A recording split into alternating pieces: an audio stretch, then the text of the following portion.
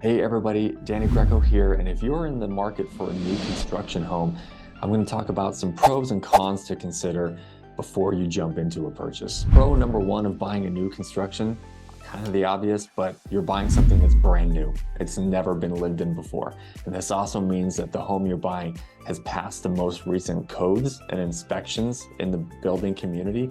And you're also getting something that's going to have the most energy efficient appliances, windows, that sort of a thing. So you're getting something that's brand new, never lived in before, and is built with the best quality materials available. Pro number two, historically with new construction, you're not going to be competing against other buyers like you might be on the retail side. Now this can change depending on certain market conditions, but historically you're not going to be fending off competition from competing buyers with a new construction. Pro number three, with a new construction contract, there's a lot less paperwork involved. For example, on a resale contract, you're probably looking at 20 to 30 pages of documents.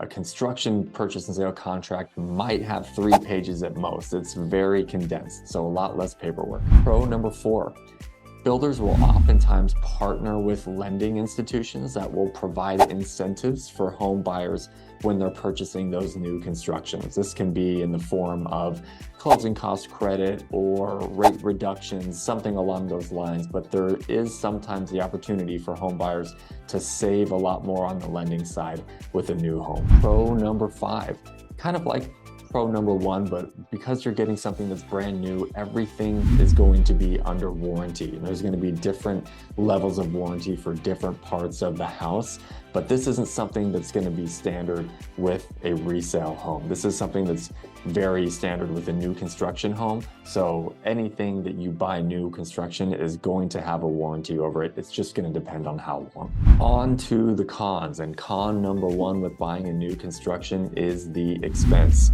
You are buying something that's brand new, top of the line often, never been lived in. That is going to come at a premium. So what's often the newer the home, the more expensive it is. That's totally true for a new construction. So just be aware of that. Con number two, and we see this a lot in our Seattle area, but because new construction is so hard to find because space is so limited, oftentimes something very fundamental about the property has been sacrificed. In real estate, we talk about the 3 L's of real estate. That's location, lot, and layout. And because land is so scarce in our region, a lot of newly developable properties are likely sacrificing something along those lines. So maybe it's a home that has a funky layout where there's not a bathroom on every floor, wasn't really designed all that well. Maybe there's no parking, which is really common in some of the townhomes. Maybe the lot is really small. There's not a backyard, or you're right up against your neighbor, something like that. So there's usually a sacrifice being made somewhere in regard to either lot, location, or layout. Con number three, there's typically a lot less negotiation available with a new construction builder than there is on the resale side of things. So builders are very, very, very protective of their sale prices, and there's oftentimes not much to any negotiation allowed there, especially when they are only releasing so many homes at a time to keep demand outpacing the supply. Number four, con number four, timelines, and kind of what you might expect, but when you're dealing with new construction, timelines can be certainly less definitive.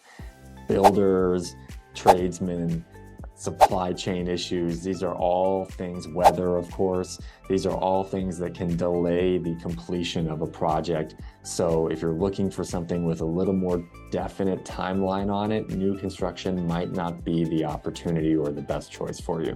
Con number five, when viewing new home construction projects, it's going to require a little more vision than necessary. And what I mean by that is you're very rarely touring homes that are completely done.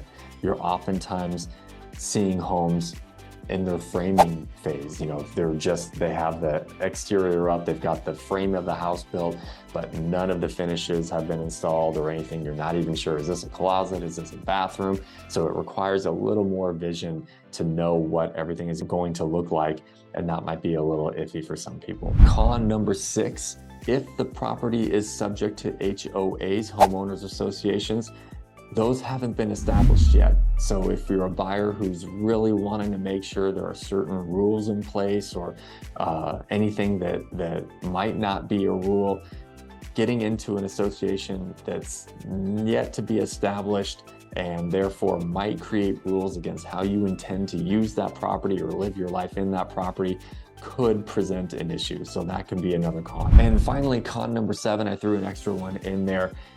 New constructions are typically, or can be sometimes, very agent unfriendly and buyer unfriendly too. And what I mean by that is they can be very effective at unknowingly getting a buyer to waive their representation in using a buyer's agent. So if you are a buyer and interested in new construction, certainly please let your buying agent know that so that they can be the first point of contact at any project you have interest in. If you walk into an open house, if you email somebody from a website, builders of new constructions will oftentimes take that first response as a way of cutting out you having any agent representation, since it wasn't your agent who made that initial response. So selfishly and personally, that's one that really grinds my gears and a little more closer to home there.